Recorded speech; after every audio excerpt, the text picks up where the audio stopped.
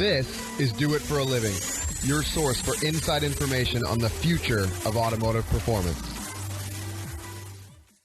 You know, everything from my very first performance race job I've been soaking up knowledge to apply to my own shop when I had the opportunity to open it. What's holding you back from starting or growing your business into what it can be? Well, if you're listening to this, it's not a lack of information.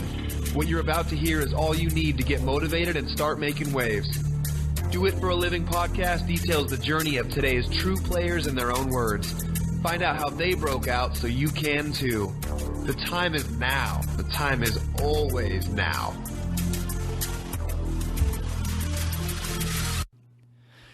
Welcome back to another episode of Do It for a Living podcast. I'm Kevin Dubois, and today our guest is Cole Powelson of LYFE Motorsports. LYFE Motorsports does a lot of very unique road racing and time trial racing, and they're a shop that does like engineering, fab work, arrive and drive. So if you like to race but don't have your own car, they have cars they provide, I believe is how it works. And they also have what is now the world's fastest R35 GTR. They, I guess, got that crown at the speed ring against the HKS GTR here just within the last month or two, I guess. Along with that was a nice $20,000 check, which is awesome for the U.S. time attack scene, it was much bigger several years ago, and it kind of declined around 2008. And now it's really, I feel like it's really coming back strong, and this is really an awesome step forward for time attack in the U.S. But yeah, so Cole, how are you doing today? I'm doing excellent, man. Thanks for giving me the opportunity to chat with you today. Yeah. Your business is really unique, and I've never met you in person, but I've seen and followed your car, racing all over really all over the world now, because you've even been to a World Time Attack in Australia, which is, again, for time attack people is like the Super Bowl. That's where you want to be if you can get the opportunity to go. And you guys went all the way out there, and you unfortunately had an engine problem, I believe, on like practice day, and so the results weren't what you were expected, but you still got the opportunity to get out there and actually show what you're capable of in a toned down manner. And now the car's really dialed in really well, and you guys are really killing it here in the States, and I hope you guys go back. It's coming up here pretty soon, but why don't you go ahead and tell us about yourself? Give us some background on yourself first, and then we can talk more about this racing here as we go. Yeah, it's I grew up racing BMX bikes, so my first job was at a bike shop assembling bikes, putting them together. So I always kind of had a thing for the mechanical stuff and then the racing side. So I'm a competitive guy, and I like to keep nice equipment. So I just kind of gravitated towards race cars. I really wasn't into cars as a young kid.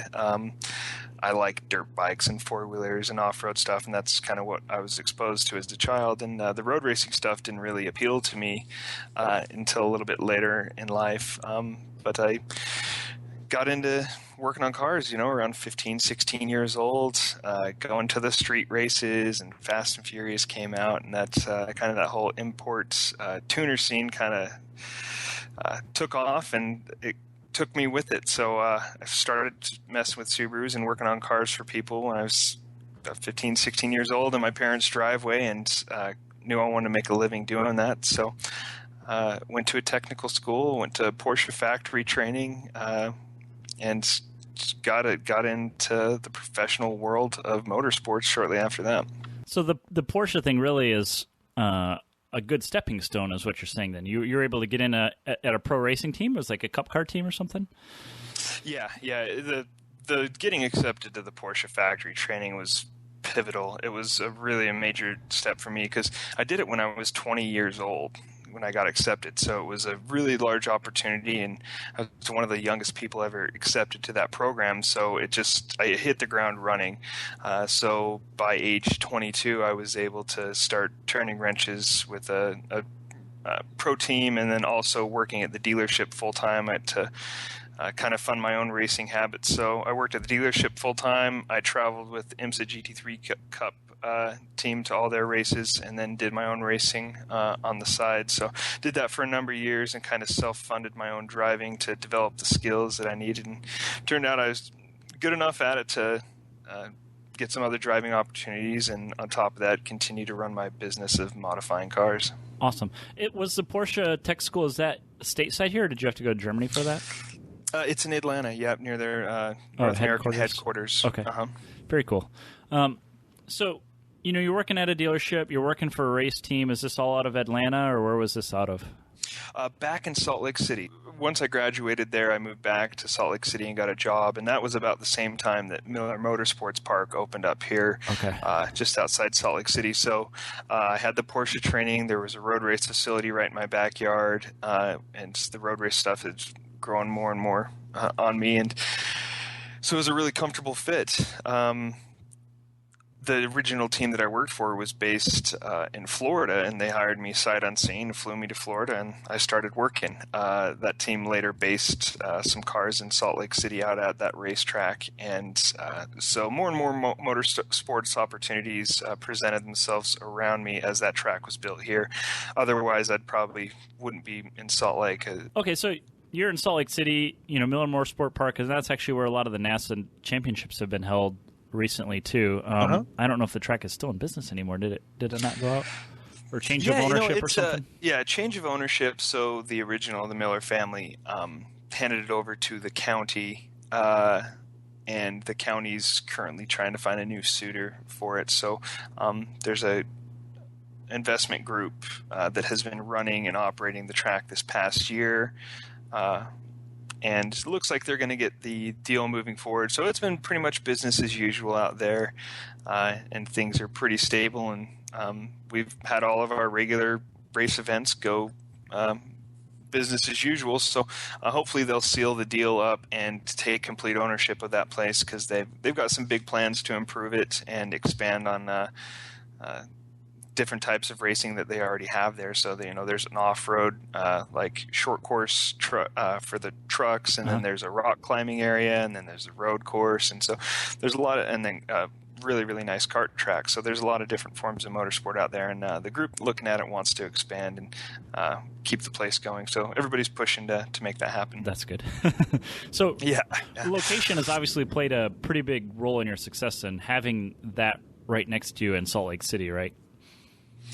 It was big. It was really big. And I'm originally from Salt Lake City, so I've been building a customer base for 15 years, and so being able to be where I've established my customer base and having a growing motorsport community here were both big factors. The closest major city is Vegas, and that's 400 miles away, so there's not a lot around us. So we're pretty self-sufficient here, a little over 2 million people in the Salt Lake City Valley. So just big enough to be considered a real city, but not too big to become hectic. Okay. So bring us up to like LYFE Motorsport when you created it. What were you doing before that? Were you were working full-time, I'm guessing, and then just decided to start your own company? Tell us that story. Well, the transition to actually, so I managed the other shop for a number of years before I actually started LYFE, and that was, I got to see how other people ran companies, and then through a bunch of my clients, they're typically, if you have the money to play with race cars, you've done pretty well for yourself in the business side of things. So I just tried to learn as much as possible from other people running businesses, and so having the opportunity to work at lots of places and understanding that my end goal was to own my own shop.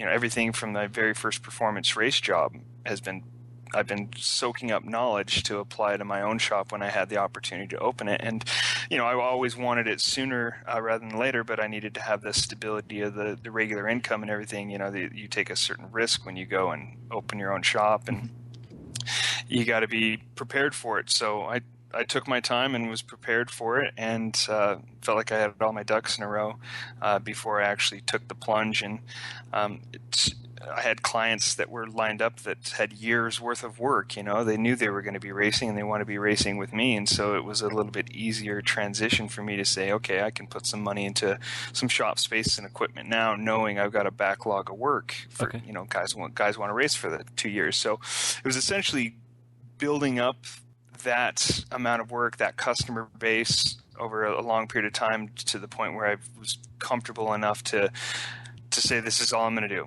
This is it, full time.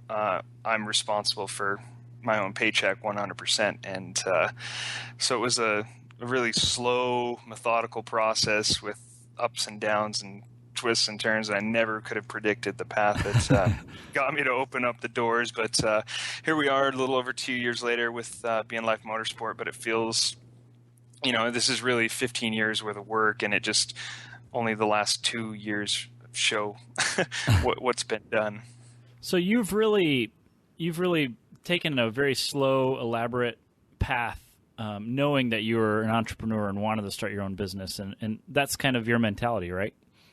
Very much so. It's calculated risk. I don't come from a lot of money. I can't write big checks. I'm just a regular guy, and so I've always wanted to be able to pay my mortgage and have nice things, and so I watched a lot of people spend a lot of money around me, and sometimes it paid off, sometimes they made mistakes, but I learned so much just from watching other people and the things that they were doing, and the perspective that I had at that time, and I just try to continue to grow that and grow my business by taking opportunities as they come up and moving on them. I've got a bunch of ideas, but some financially aren't feasible, some technology-wise aren't feasible, and I just move on different opportunities as they present themselves. I have plenty of ideas, but it's just the timing. Timing for me has been everything, and waiting for the right moment to move on different ideas has been really good to me, and the fact that I've avoided a lot of mistakes and learned a lot more from other people than having to go out and take the risks for myself. Yeah. So you're soaking stuff up, and it's obviously worked out quite well for you, because when you did make that transition from going full time to your own gig, you hit the ground running, right? You don't have to stumble Right. and make every mistake that everybody else does, right? No, it was a turnkey operation. I was because I subleased shop space from a friend of mine as I got this thing started. It all kind of happened quickly. But I was turning profits my second month in business because the work was already there. The team of guys was already there that I had. It was just put them under this roof and, get to work. So, and then I had to get my own shop space and more equipment. So the expenses caught up with me a little bit later on, but it was, we hit the ground running, and it was the same program that I've been doing for 10 years, but it was just completely my show at that point. And so it was, I'd been planning for it, and no matter how much you plan, you're not ready for everything. But, there's a lot of paperwork to push through to legitimately get a business up and running, and all the legal aspects of it. I had no idea 5 years ago, dealing with the county and getting shop space and licenses and insurance and all that stuff takes up so much more time than I ever could have imagined. That I'm glad I waited as long as I did and had that good foundation to ease into the thing. Yeah, I think you're right.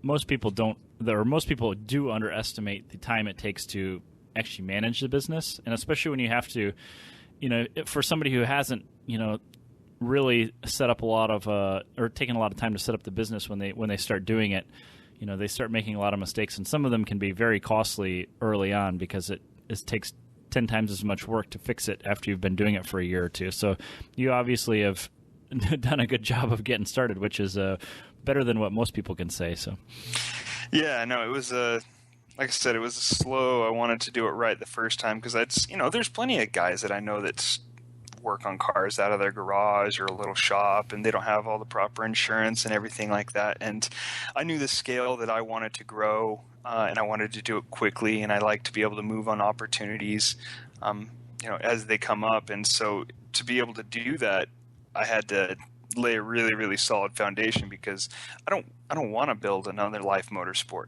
I want this to be it. So I've been trying to build a really solid foundation around it, so we've got room to grow, and it doesn't want to topple over on itself because we skimped on the foundation. So staying on the up and up with all that stuff has been really important to me. And I've learned from guys with multi-million-dollar businesses that if you want to try to avoid paying taxes and dodge this and that works fine for a small scale thing, but you try to scale it up and maybe look at selling your company in the future. Nobody's going to want to get near it if you're dodging taxes and got all the shady stuff going on. So Showing we no run profits. Right, yeah. So that's been a big part of it, is doing it by the books, and just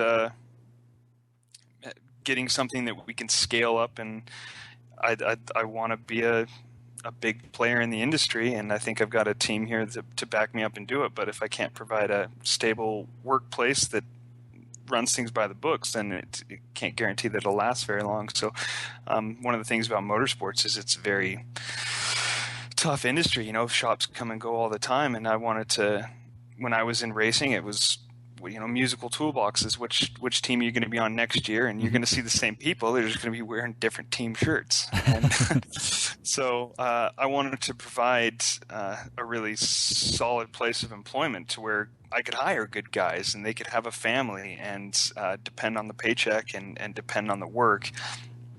And that's been a big part of me building the business from the ground up. Is I want guys with families to be able to know that they can come and work here and count on a paycheck and count on the work. And I want to constantly strive to improve the workplace. Cool. Have you ever doubted yourself and thought, what if this doesn't work? What am I going to do? And how did you overcome that feeling? I'm a realist, so I face that every day. I question everything I do all the time. And I've got a lot of faith in myself and the team of guys I have here, but it's the unknowns that come up and get you. And so I question it every single day about what if, but I've been doing that for years, and it just keeps getting better. So I guess I'm just going to keep doing what I feel is right and what I know works, and continue to grow based off of that experience. But yeah, no, I doubt it all the time, and you got to be real about taking different risks in the business. And I just bought a really expensive welder, and I'm talking to the guys like, "Is this thing gonna last 10 years? I gotta, oh yeah, this is it." So I shelled out big money for this next piece of equipment, and the next piece of equipment, the next piece of equipment, and so you got to continue to reinvest in it. But of course, I doubt, is this the right piece of equipment that we need? And this is 2 months worth of rent in a single piece of equipment. Yeah. So I doubt myself, but I also, I'm more confident in knowing that I've already been doing it for a number of years and it's been working. So I just I still feel like a young kid in this industry, and I am by most standards, but I know I've got a lot to learn. And so I question everything and just try to make the best decision using the logic that I have today, which is not much. So what is the worst experience you've had in business? The worst part is just what it takes, the hours. I wish I had more time to spend with my family, and that's the worst part, is just the amount of time that it takes to do something this big. And I wouldn't say I've had a bad experience. I guess the worst thing for me is depending on other people to deliver to the standards that we expect.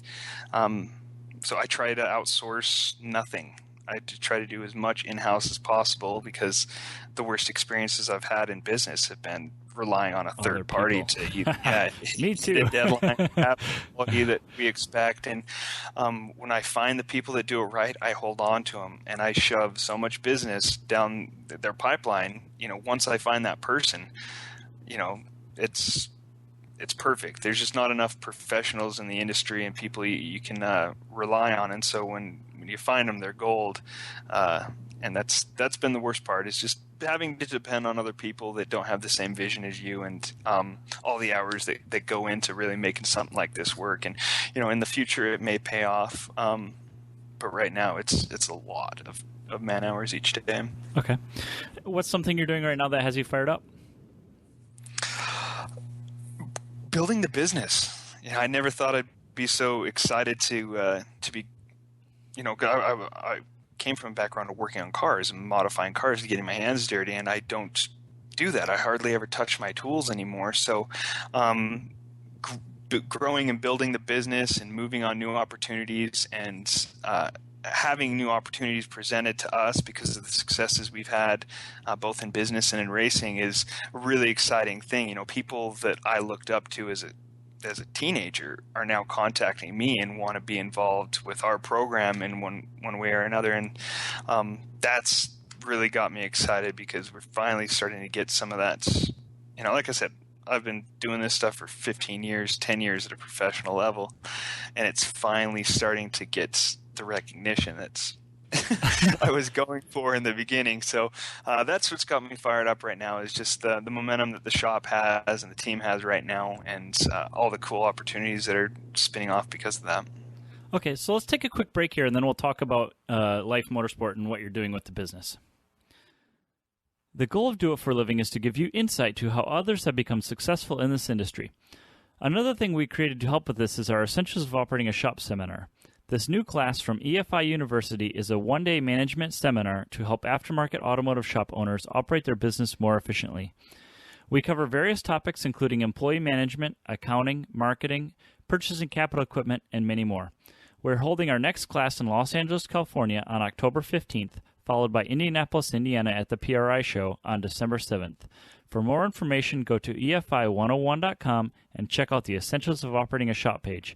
And be sure to use coupon code DIFAL for $50 off when you sign up. Okay, we have Cole Powelson here from LYFE Motorsports, like I said, and he's here to tell us about his business as well. So go ahead and tell us about the space you're in. You know, how big is it? Do you rent it? Do you own it? Yeah, we've got 7,500 square feet in Salt Lake City that we rent. It's kind of a flex space, so you walk in and there's a little lobby, 2 offices, a parts room, a kitchen, a couple bathrooms, and then that's about 2,500 square feet of office and interior space, and then about 5,000 square feet of shop space. Got about 3 lifts, a fabrication area, a couple Connex shipping containers that we have for either storage or we've got one that we operate as a composites room.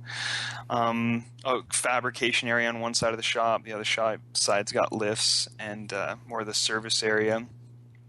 We can fit about 15 cars inside the building easily, and then we've got a big race hauler that holds 4 cars in it, like a proper tractor trailer, and then we've got a single car hauler with a van that we have is just a single car, and we're able to operate most everything out of our primary shop in Salt Lake. We also have about 1,000 square feet of shop space out at the Utah Motorsport campus facility with a lift out there that we use. Okay.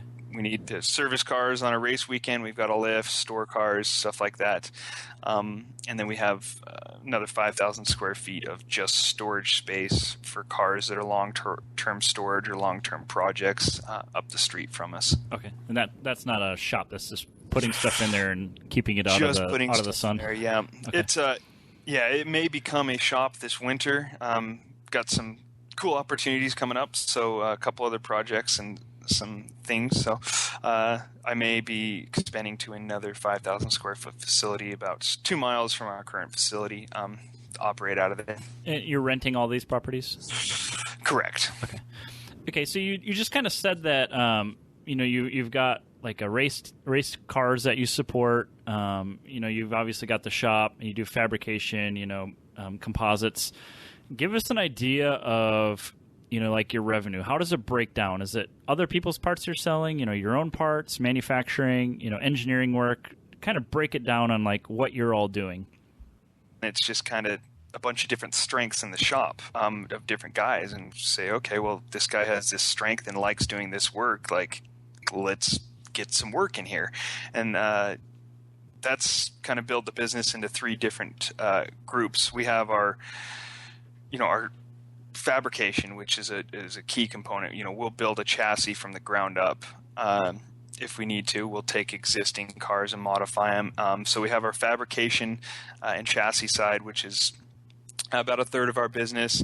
We've got our Arrive and Drive race program, which is we'll either rent you a car or take your own car to any racetrack you want to. We support all the local races. On top of that, we travel around the country and give guys opportunities to run at Porsche Club event at Laguna Seca, or they want to do a track day at Watkins Glen. Whatever it may be, that's about another third of our business is race support. On top of that, we take the cars to and from the shop, prepare them, modify them, upgrade them, whatever, haul them to the next race.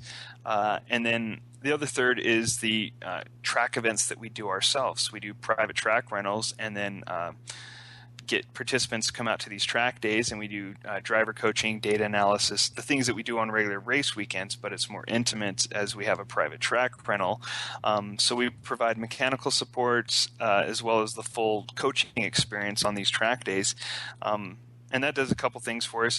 It keeps us cemented in the racing community, but it also keeps cars flowing through the shop because every time you run the car on track, it needs something. We find that we take about 2 to 3 cars every track day back to the shop that need a whole heap of work every time we rent the track. So that's another revenue generator. Again, about a third of the business is track events that we host and run cars at. Super cool. Have you ever written a formal business plan? Like, is all these like breakdowns of like how you're, the services you offer, was that written down, or is it just how it kind of played out? It's just how it played out, man. It's I wish I wrote a business plan for the original Raceco because that had backing of a proper investor, a real business guy. He'd built really, really large businesses and knew what he was doing. So of course he wanted a business plan from me. And so I wrote one up of how I thought my idea of a sports car shop would integrate with his existing shop. And I'd say probably 50-60% of that original plan came to fruition in the 3 years that I was there. But again, I like to move on other opportunities. And so I like to have a bunch of ideas, and when the right opportunity comes up, we move on it. And so the business plan, if I had written one for LYFE, I guarantee would be less than 50% of what I originally thought it would do. Just with the different opportunities that have presented themselves, both racing and business-wise, and the talented guys that I've hired. Like I said, I like to leverage the strengths of different guys in the shop and create work around that, because we all want to do what we want to do for a job. If I cranked a bunch of oil changes and streetcar work through here, I don't think the morale would be as high in the shop. But if you get a guy that loves doing body work, not that I know anybody that does that, but you get somebody who loves doing body work, who loves building something custom, get them in the shop, let them run with it. And as much as I can get people to do what they want to do, the happier they are, the better work they create. And I build my business plan around the business and who's in there and what do we want to do. So it's not conventional. I don't chase the most amount of money or the most amount of work that we can crank through. I like interesting projects, and I've been fortunate enough to be able to pick and choose those jobs. So yeah, no formal business plan with LYFE. It's just taking opportunities and trying to make good business sense of it and have fun. We're playing with race cars. We're not saving lives. So we got to make the best of it. And if we're going to work these crazy hours and have to travel and be on the road as much as we are, we're certainly going to have fun doing it. How much are you working? Probably 80 hours a week that I'm actually available. 6 to 7 days a week, or how many days? Oh yeah, 7 days a week. Okay. It's every day that, there'll be blocks of time where I'm spending time with my daughter, and maybe I'm available by cell phone or email, but I'm really spending time with her. That's about the largest chunks of time that I don't spend kind of focused on my business. So it's a tough thing for my family. I've got a wife and little girl to kind of be with me as I work continuously. But it also gives me the flexibility to be there for my wife or daughter when they need me, because I can call the shots and put things off and move them around to suit what my family needs. But I'm constantly on call. I'm constantly working. I put my daughter to bed and I go back to my emails or my research or whatever I'm working on at the particular time. So it's all consuming for me, and that's just how it's going to be. And they take chunks of time and give them up to my family as they're needed and as I can break away. But so you have an understanding wife, huh? Very much so. She got with me back. I've known her for years and years, but she knew what she was getting into. Okay. So it's definitely been harder since I've been the sole kind of provider for the deal. Versus when I was just managing a shop. There's stresses that come with managing, but to be owning and managing, it's a whole nother gamut of work. So okay. She's been very patient and understanding, and she's a working lady herself. So she works full time, and she does really well at what she does, and provides as kind of a safety net for the family because she's fully employed with health benefits and everything like that. So I'm able to take more risks. When I first started LYFE, it was I told her, hey, you may need to be covering the mortgage for a while, and sure enough, she's carried more than her fair share. So yeah, it takes everything I have, and the guys in the shop, they probably put in on average 60 hours a week. I've got 7 full-time guys. Working around the race schedule is you're working around the race schedule. It gets on the calendar, and those dates don't move, and the work's got to be done by those dates with those cars, and you got to accommodate the clients. If they want to run back-to-back race weekends, well, you better staff appropriately and get the cars in the shop, prep them, get them turned around and back on the road. So there's times where we'll work 14 days straight, mm-hmm. and then we'll take 5 days off, whatever we need. And I've got enough guys here that we can work different shifts. So I've got guys that work more into the evening. I got guys here that are walking in the door at 7 a.m. And I like to give people that flexible schedule that I have as an owner, as much as I can within reason, understanding that everybody knows it's built around the race schedule. Okay. If it's a race week, don't plan a date on a Wednesday night going mm-hmm. into a race weekend, because chances are we're going to be thrashing on something to get it back out of the shop, and that's just a sacrifice that you make for racing. So everybody understands the hours and understands that it's going to be fair at the end of the day. If you need to work 14 days straight, take as much time off as you need and recover, because the guys who didn't work that time period are going to be back in the shop. And all of our guys are pretty well versed in all aspects of the shop. So, I got a guy that's generally a mechanic, but he can walk over to the lathe and turn something down, or he can walk over to the plasma table and burn out a bracket if we need it. And, my engineer can weld. He's also my composites guy. So everybody can kind of do everything to keep the shop going. And what roles do you have? Well, I mean, you said you have 7 full-time people. What are they doing? My partner that I started the shop with is a super talented fabricator, but it's much more than that. He's just, everything he does right, and he knows how to do it right. The guy's just an absolute stud. So he runs everything in the shop. He's got the final say on everything in the shop, and I've got this final say on how the business operates. But I couldn't find anybody better than him in the world if I tried. And his name's Doug. So he's kind of the shop overseer, and keeps everything in check. And then we've got a mechanical engineer that's been in drag racing for 20 years. And he is my composites guy also. So he can weld, he can machine. He's got machine equipment at his own house. But he'll turn wrenches on a 350Z prep as well. And then we've got 3 other mechanics and 2 other fabricators as well, and then a kid that runs around, picks up parts for the shop, and a gopher.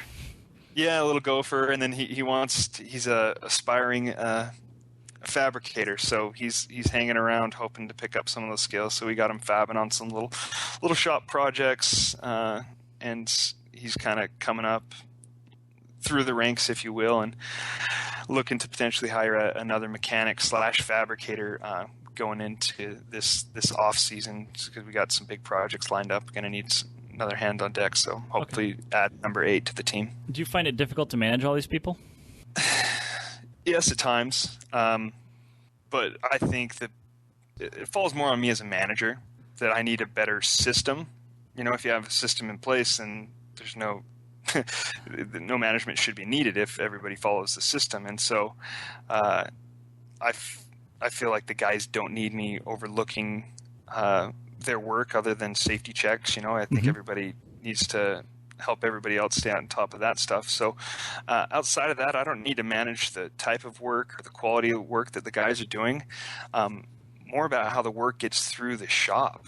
If I don't care how good the work is, if they don't document it and get it down, how am I supposed to bill it? The job can be totally unprofitable if the system isn't in place to capture the hours, capture the scope of work, to capture all the shop supplies and everything that's truly involved.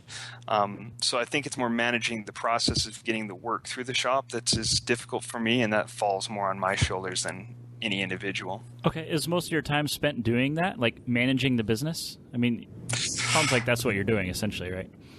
Yeah. So I've got my operations manager, and he does the accounting, essentially the paperwork. He's also a driver coach. And again, this is all of my guys are talented in more than one aspect. So he's my operations manager, but he also races in the MX5 Cup, and he's a driver coach for me. And he's a bit of a car guy, and he's got a degree in business management. So he's a young kid racer and gearhead, and it fits perfect. So he manages more of the collecting the hours from the guys and billing out everything through QuickBooks. I try to avoid QuickBooks at all costs. I have an accountant that comes in every 2 weeks to do payroll. We go over the QuickBooks, and she says, "You're doing okay, keep going," or "What the hell happened here?"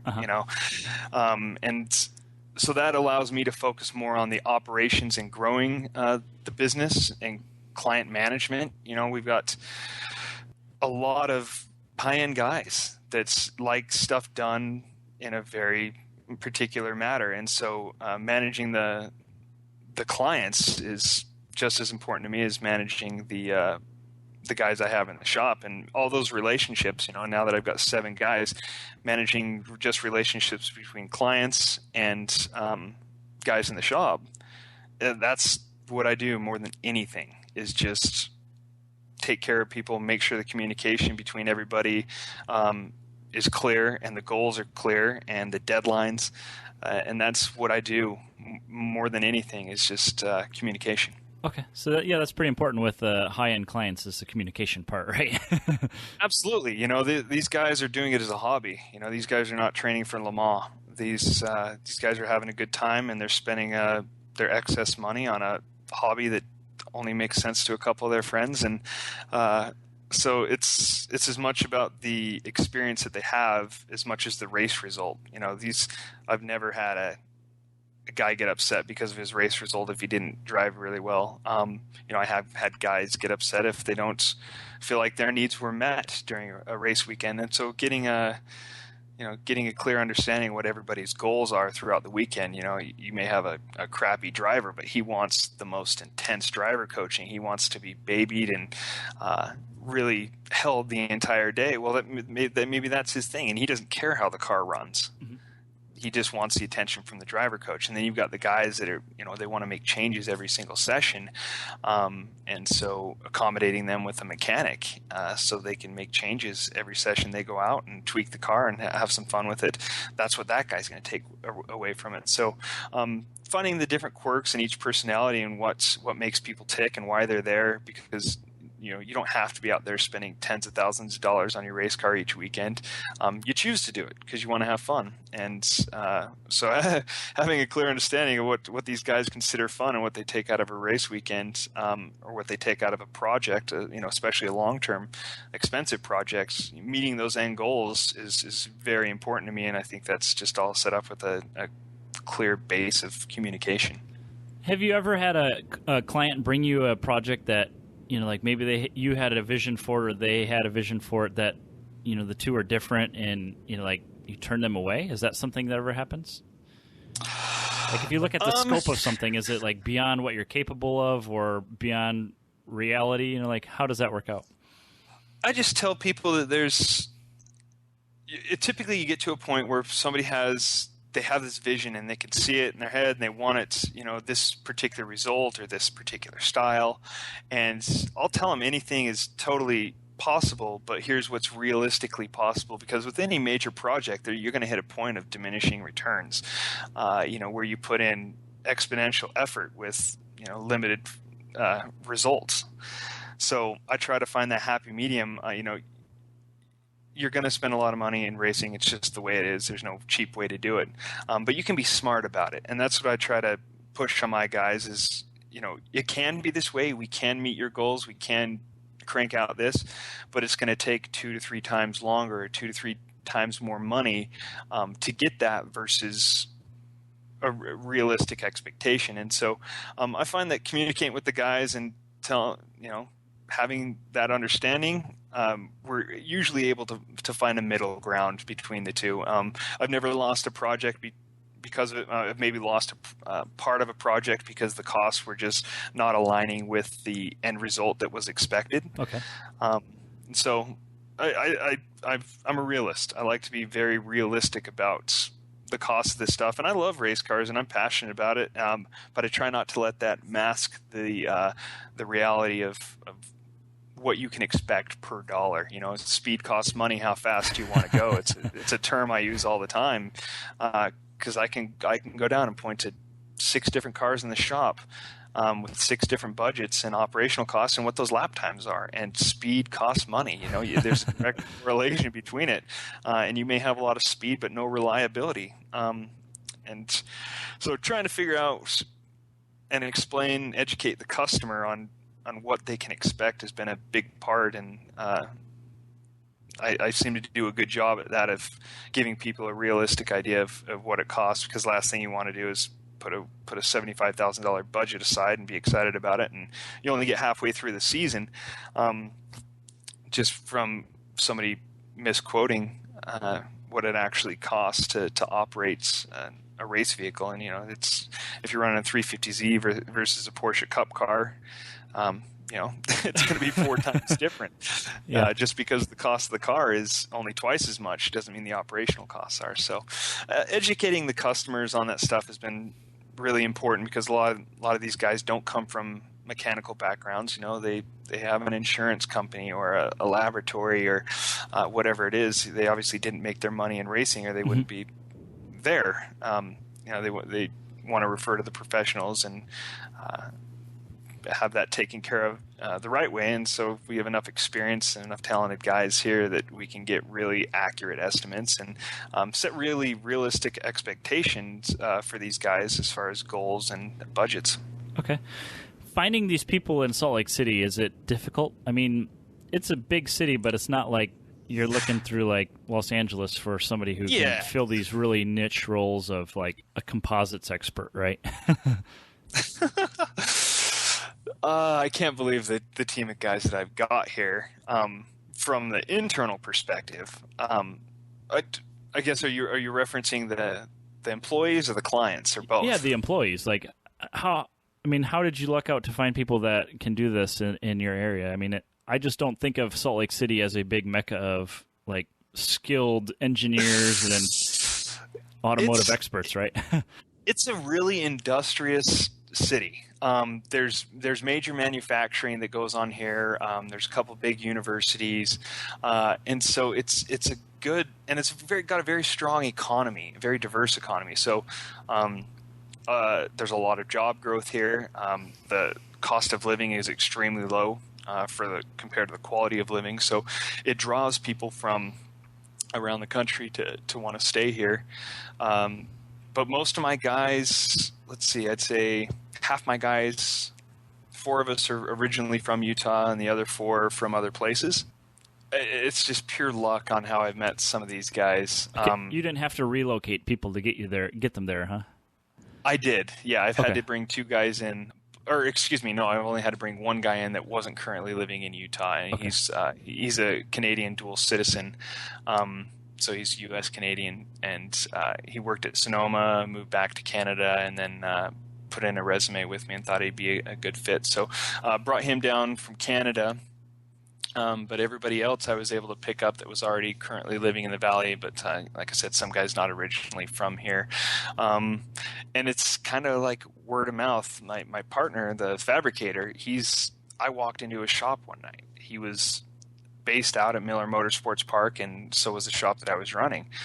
And I saw this Ford Ranger trophy truck looking thing out in front of one of the shops, and saw him moving some stuff in. So I went over to his shop, walked in, saw his work, and I fell in love with him. I said, this guy is it. This is the fabricator that I've been looking for, that I've seen and heard of, but wasn't in my own backyard. And so I met him, and we're partners now, but at the time I was like, you're going to do every roll cage for me, because I'm not a fabricator, never have been. So I've always had to outsource that stuff. And once I found Doug, I said I knew he was the man, and we've been together ever since. But all it took was one night in his shop to understand that he had what it took. He was on that level and had the skill set and the mind to make it happen. So that's how I found him. An engineer, guy Flash, that I hired. He went to university here and was doing some drag race stuff. And I ordered some. We were just about to start building wide body stuff for the GTR at a carbon, and I called this place to order some carbon, and I said, can I ask you a weird question? Do you know anybody who might be a good fit? I said, I need a mechanical engineer that has some composites experience, that's not afraid to wrench on a car, because usually you get school trained engineers and they won't touch a wrench, they just run from it. And he says, actually I do, and I think he just became available.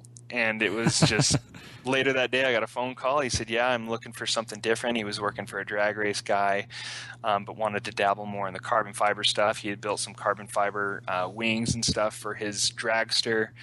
And he was a racer, he'd been doing it a long time, so he knew what the hours were and everything like that. And he'd never done a road race thing, didn't even know what time attack was.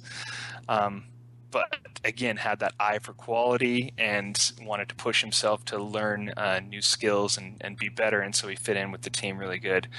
And then a couple other guys I just picked up off of Instagram. I put up looking for help.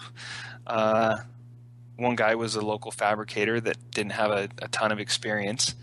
But I got a call from a mutual friend that said, you need to hire this guy. He's got, I'd love to hire him. You need to get him.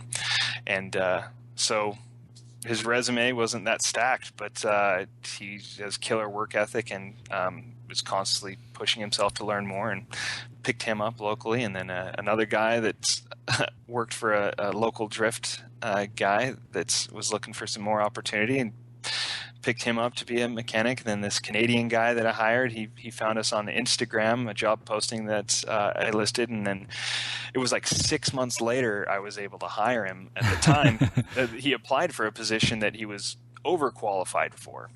And then 6 months later, I was going back through the resumes because I was needing that next up guy, and came across him, and the timing was right. So got him from Canada. And then my operations manager is a guy that grew up in Utah, has raced motorcycles and karts and stuff like that, and went to community college for small business management, and just a really good fit. He's a stellar driver coach, hell of a driver himself, and has really good business sense, and keeps my books straight, which makes me happy. Cool. So jumping around a little bit, you said you're working about 80 hours a week. Do you feel the pay justifies the time spent? Today, no.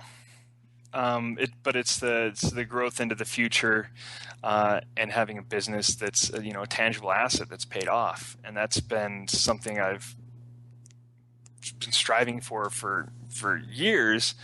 was to get to the position where I had an established shop with clients and paid off equipment so I can take that next opportunity.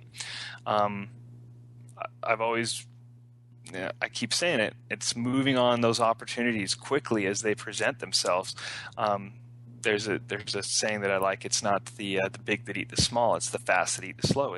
There's a book about it.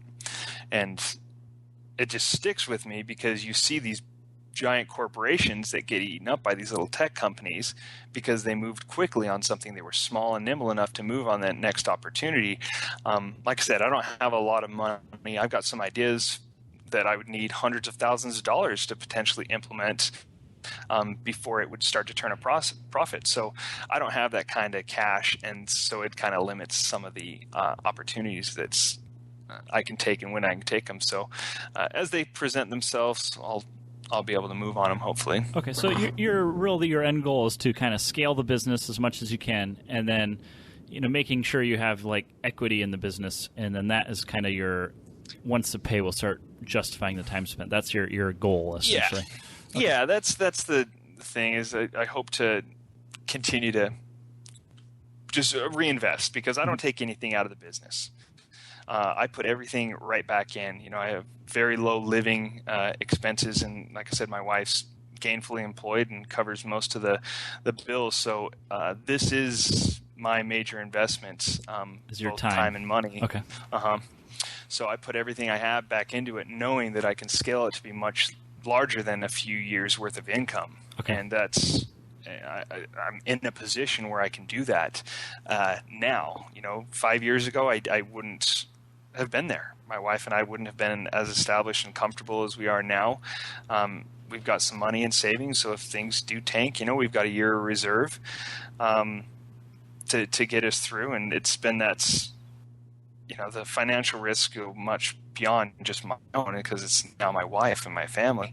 But we've built a comfortable cushion to be able to take that risk and completely reinvest everything I have here back into the business because it takes money to make money, and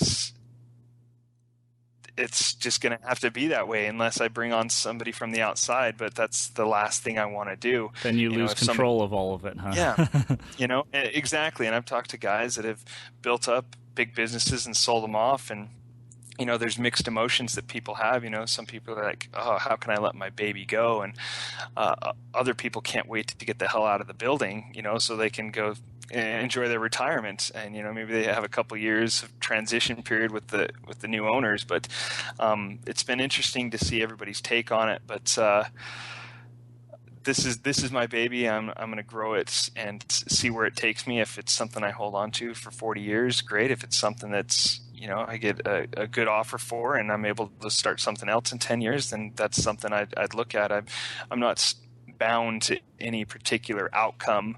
I just know I'm growing something here larger than, taking $40,000 a year out of the business or something like that. Okay. I just think the way that we've been trending and the scalability of it doesn't seem to be slowing down, and I'm really banking on the future to pay off, and maybe we're making enough that I can take a healthy paycheck home in the future. But to continually reinvest and being in a position where I can do that is my ultimate goal right now. Okay. What is the primary tools you're using at your business? So you mentioned QuickBooks. Are you using you have a shop manager? Like, how are you tracking all your time? The projects. What are you doing to do all that? Well, I need my shop assist, I'll tell you that. Yeah, you do. I can set you up with that. I know a guy. Yeah, a guy. Good. That's I will have to talk to you a bit further about that. But what I'm currently using is a program called My Hours. It's just a super simple online tracking thing for hours. So I load my guys in it. I can add a customer in it, and the guys can put down hours and how long they're on it. And I can access it, the accountant can access it, and the operations manager can access it, so we can all pull information from it. And then it's essentially a time clock and a time tracker for each job. That information gets transferred into QuickBooks and billed out that way. Okay. What's something you're doing differently that makes yourself successful that other people might not have thought about? Company culture. the workplace.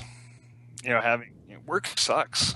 Nobody wants to do a real job. I don't know anybody who likes to go and spend time someplace where, they maybe aren't appreciated, or an environment that they don't enjoy, doing work that they don't want to do. My big thing is, we've all had to do a bunch of jobs that we don't want to do in search of the bigger picture. But anybody who's worked with me over the past 15 years knows that I did every single crap job there was to get in the position to where we could do exclusively good work. To just work on the Porsches and not do the Subaru timing belts and things like that. And that's the culture I want to create around the shop, is that we want to work hard and get stuff done when it needs to be, and crank out the best quality possible, always pushing ourselves, and have fun with it. We have guys that stick around at the end of the day and work on their own stuff almost every single night, whether it's a motorcycle or a truck or whatever it is.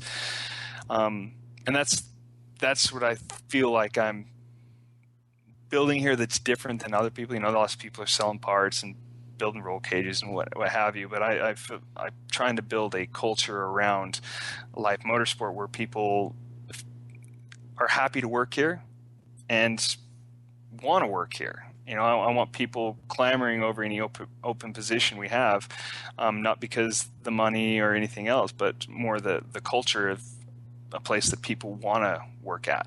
I don't want it to feel like work. I want it to feel like a giant hobby shop with a bunch of projects where people are enthusiastic to give their best effort. Very cool. So being flexible with your employees and letting them do what they want to on off hours, and understanding that you don't need them there immediately at 7 a.m. every single day of the week. So you're flexible in allowing them to work what they need to do, with the understanding that they do need to work hard when they're there, right? Absolutely. That's it to a T. And that's why I put the race schedule up. You can look at the race schedule months in advance. And all I ask for my guys is be available during these chunks of time. If you're not, that's fine. We can find other people. I have contract mechanics that I trust 100% to come and help us out during times that we need it. But I just ask everybody to be courteous of that schedule and plan around giving it 100%. And then I've never looked at my hours and ever questioned what time somebody arrived. I don't care. I don't care when you get here or leave. Just get the work done in the time frame that's expected. I don't want to micromanage people. I never like to be micromanaged. I'm not a bean counter as much as a business owner I have to be. Got to stay afloat, and we deal on some slim margins here, so a little bit can go a long way. But I don't want to come crashing down on everyone for all these little nitpicky things if the end goal is being achieved. And that's, some people lose sight of that, and you got to be here at 8 and here till 5 or whatever it is. Nobody that I know of wants to work in an environment like that. It's not how the racing world works. This isn't banking, this is, you got to stay until the project's done. And so it's definitely not for everybody. Some people, we've lost a guy that was a really, really talented fabricator, but just couldn't figure out the racing thing. The schedule behind it, the long hours, the hurry to get everything done for a race weekend, and so he's super talented, great work, but just couldn't figure out the business and the racing side of things. So he moved back to like an assembly line type of job, and he knew when he would get there, knew he would leave, and it was all laid out for him. So it's definitely not more structured work for him. Yeah, and it's definitely not the right environment for everybody. But some people want to be told what to do. Other people, like I said, I've got super talented, creative guys in the shop, and I want them to be able to take the ball and run with it. That's how you get the best out of people. That's how you create the best work environment, and it's because that's the work environment that I want. Nobody stresses here harder than I do. Nobody works more hours than I do, but it's because I'm striving to create that environment where I can get the best out of everybody here, because that's what we're trying to create, is the best products, the best experience, the fastest race cars. You don't get that by cracking the whip and demanding everybody here by 8 and locking people in to a particular job. I like everybody to. If you're just a mechanic, well, guess what? You're going to learn how to fabricate. If you're just a fabricator, guess what? You're going to learn how to be a mechanic. Because increasing the skill set is something I want everybody out there in the shop chasing. Yeah. If you're just satisfied with where you're at, this is the wrong place for you, because we're continually pushing to find the new boundaries and new limits and get new equipment and play with it. And how can we use this to our advantage to build better race cars? And it's that culture is drawn a number of guys around it that want to be involved, and because of that, we get the best out of everyone. So in our intro, I kind of touched on a little bit of one of the cars that you build and race, the GTR, and so that's actually a customer car. It's not your car, but this is kind of your advertising and marketing is the race cars you build and getting them out there and putting it on Instagram, Facebook, wherever it may be, and letting people know what you guys do. Kind of run us through like the different events you do and like what your mission or goal was for them, and Speed Ring was a big one, obviously. World Time Attack, Pikes Peak, Global Time Attack. Just kind of give us an idea of what you're doing with them. Just based around that one car, or just all the cars that whatever you guys, all the series. I guess whatever bigger projects you're doing. I mean, you don't have to tell us every single customer, but this is obviously the most visible one, right? Yeah. The GTR named Sydney from our first event down in Sydney, Australia at World Time Attack has been a big project for us, and it is a client-based project. Kyle Schick's the owner of that, and he owns a few GTRs now. But the original goal with that one was to be the fastest R35 in the world. We didn't have a clear picture of what that looked like and what events would set that standard, but that was the goal. You got to start with something. You can't just build a car just to build the car. For people listening, we don't mean fastest in a straight line, because there's a lot of very fast straight line cars. This is a road course car. Yeah, as it was designed to turn, so we did so. It's great to see all the fast GTRs in the straight line doing as well as they're doing, but the cars are so much better than that. They make great power, but they're fantastic road race cars, even though they are a bit heavy. But we're the fastest time attack R35, and that was the goal with that build, and that's what brought us down to Australia. No better place than go on the biggest world stage where the standard has been set for the R35. And at that event, we ran in the pro class. In previous years, they had run a exhibition R35 class where they allowed the cars to run slicks. That class, by the time we had got down to World Time Attack, was no longer there. It was only the DOT tire, which was narrower and not as sticky. So we ran on a non-comparable tire and set the Pro Class R35 record. It wasn't faster than the HKS time on slicks, but it was the fastest R35 that had ever run on that particular tire. So we felt a little bit of we had gotten the fastest R35 title at that point, just running in the Pro Class on the comparable tire.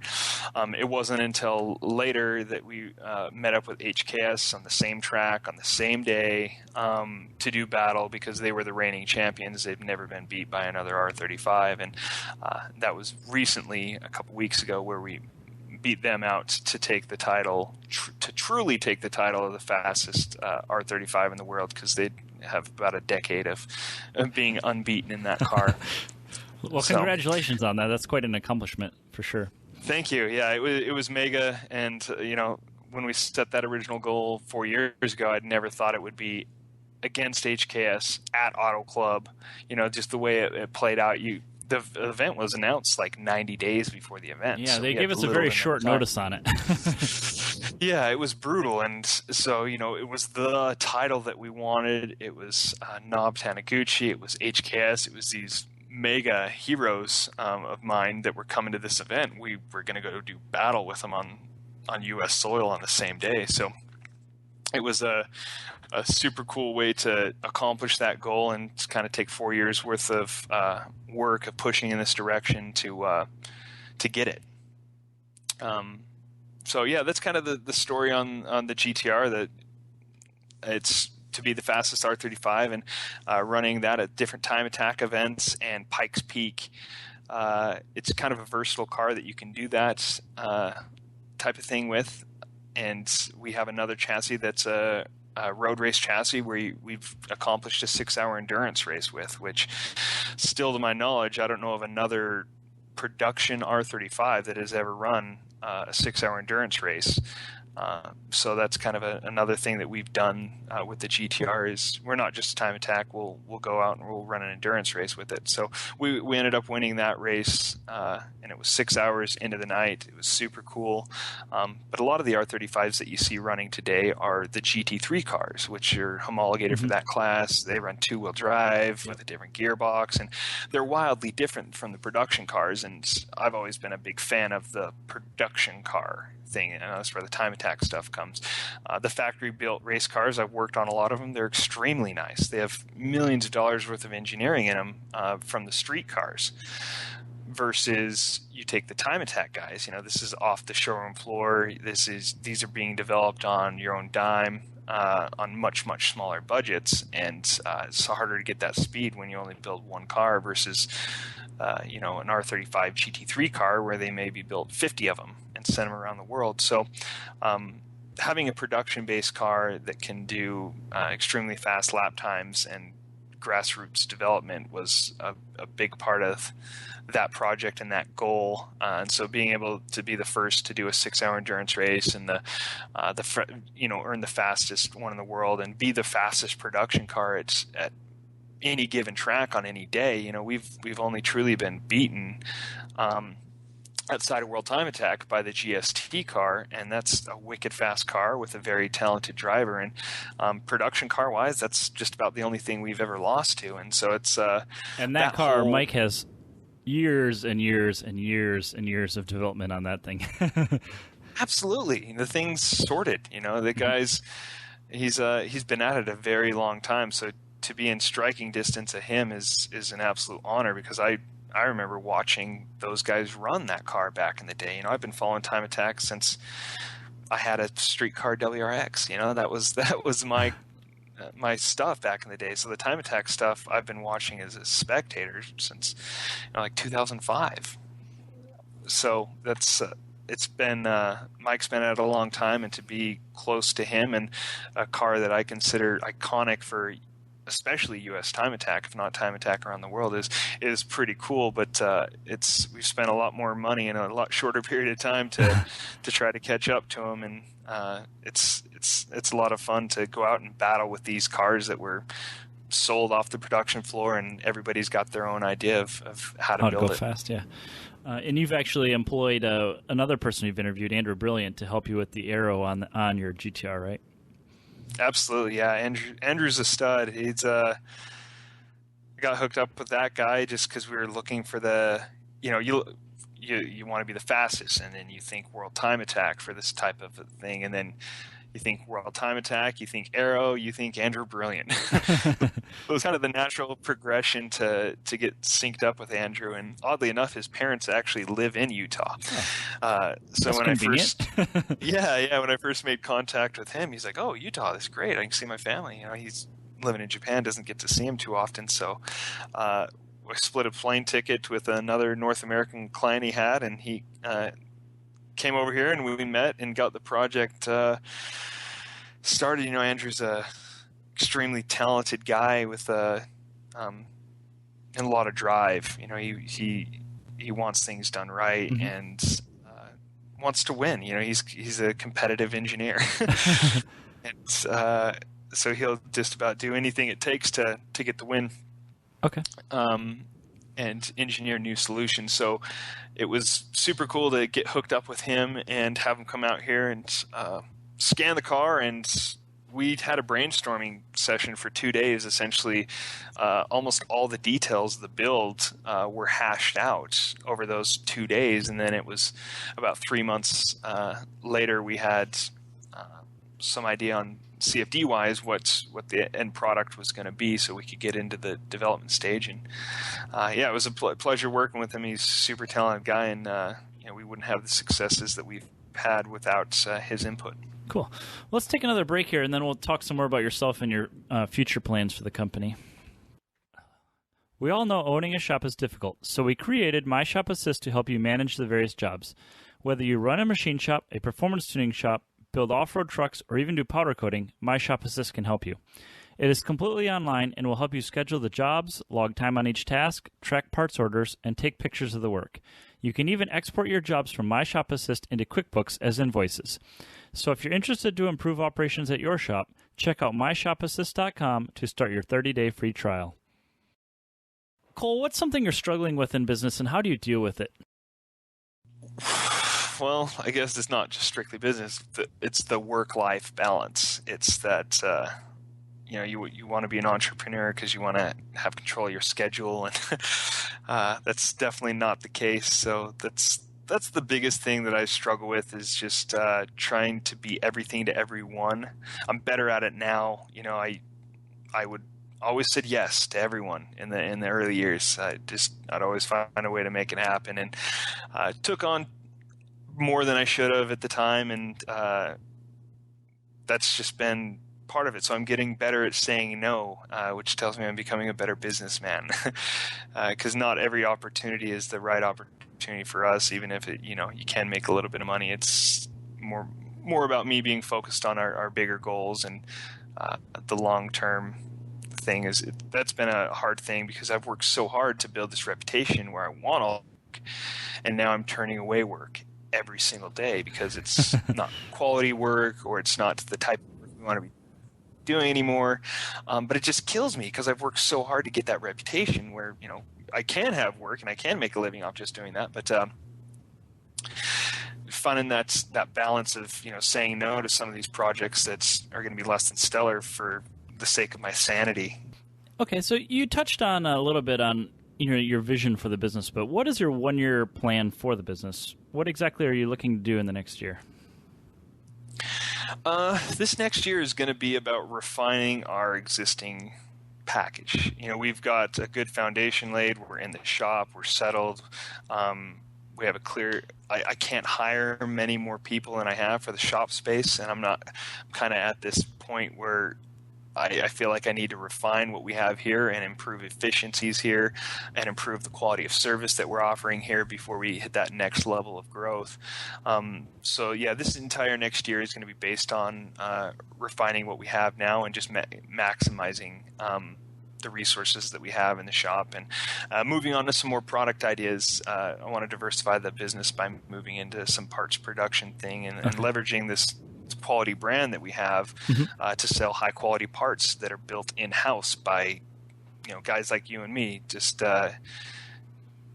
regular guys that want to build cool stuff and have the skills and equipment to do so. So that's kind of the next year, is refining what we're already doing and moving towards parts production, limited quantity, high quality, hand built goods. Okay, what's the 5-year plan then?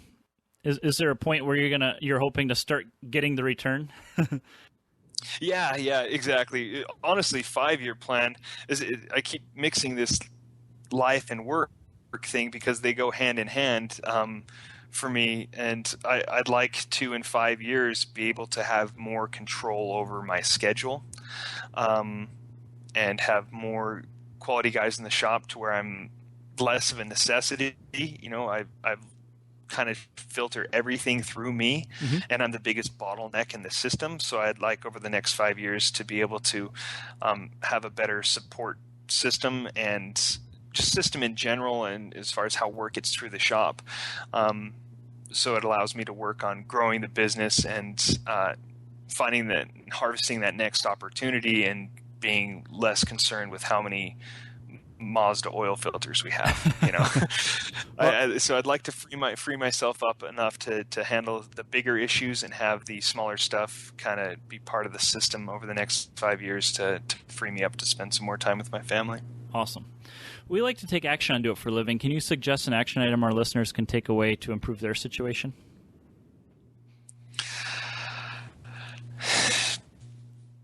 Try it. Make a mistake. Go out and do it. I see so many people that are maybe talented but don't want to take the leap or take that mistake. or make that mistake, you just got to suck it up and do it. I'm a perfectionist, and I find that will slow my risk taking down. If I can't go and make something perfect or do it 100%, I'm a lot less likely to do it. Mm-hmm. And so I've got to kind of force myself, like, just go and screw it up, call that person, try that, because I'm on top of the business. I'm searching for support for this race car so I can help out that operational thing. So I get a lot of no's all the time. But until you ask the question, you don't know what the answer is. So, continually push yourself outside the comfort zone and learning the limits of yourself, and you find out the limits are just in your head. You've preset those limits upon yourself, and don't be afraid to fail, because you got to fail a lot before you finally get some success. I can't with the GTR since World Time Attack, it's just been a struggle fest, for 9 months on top of the build time before that, and then in one lap, we got the result we wanted that changed the whole story of the car. If that car didn't get that win, if I wasn't a part of that, it would be a totally different story. But because we finally got that one lap, that one win after 9 months of struggle to develop the car, just goes to show what I'm saying is you got to go out, you got to fail, you got to make mistakes, because if you're not out there trying, you're never going to have that one chance at glory. Even your first pass at Pikes Peak, you hit the bump on the top section, and it broke your splitter off, and you went off into the inside wall, right? And I didn't want to drive again. It was spooky. There was a chance that we could get the car back together, and that the team could get the car for qualifying. If we didn't make it to qualifying that next morning at 5 a.m., we were done for the week. Don't get to race. And you don't get a chance. It's because we were rookies, so you had to practice. You got to hit every single practice. So there was no room for failure, and then we fix the car and we work on it hard every single day, getting it back together, just to have on race day. We had a power steering leak from that wreck that leaked onto an intercooler coupler that blew the intercooler coupler off. And so no matter how hard everybody worked to get the car back together and how good it was on race day, it was something stupid and small that stopped us from having a competitive time. Sure, I made it to the summit, and it was awesome, and it was a great feeling, but not being able to show the true pace of the car, from the recovery, the comeback that everybody put in after the crash on the first day to get that thing back, it's just like... But that's racing. It's really... it sucks. Yeah, it sucks. It's a bad feeling. And, I want to quit all the time, but then I think about why I started in the first place, and I think back to, 16-year-old me when I was just getting into cars and decided I was going to make a living playing with cars. I'd kick my own ass if I knew I'd walk away from an opportunity like that because of one bad day. So, you finished better this year, right? You can string a lot of bad days together. Yeah, I finished better. The car started to overheat, water temp wise, so I had to dial it back. Everybody's does that, finished though. It. Yeah, no, that's the standard. That place is brutal on cooling systems. So, but when the car was running good, we were top 5 overall out of every competitor there. So I was ahead of Monster Tajima, a guy I looked up to as a kid. I had a faster time then in a car that was built in front of my own eyes, in my own shop. So what did it finish in? Your car? Oh, I'm not sure where we ended up finishing. It was down the list quite a bit, but what was the time? At the 11:50 or something like that. Okay. 11:50. Yeah, it was down there. So you better be coming back next year then. Absolutely, yeah. No, sub 10 minutes is the kind of the new goal for that car after getting the HKS win. So our focus is shifted. We want to do well at Super Lap. We'd love to beat Mike and GST. We're going to go down and have a good battle with him. But the primary goal for the car is to go sub 10 at Pikes Peak this coming year. Our pace definitely showed it.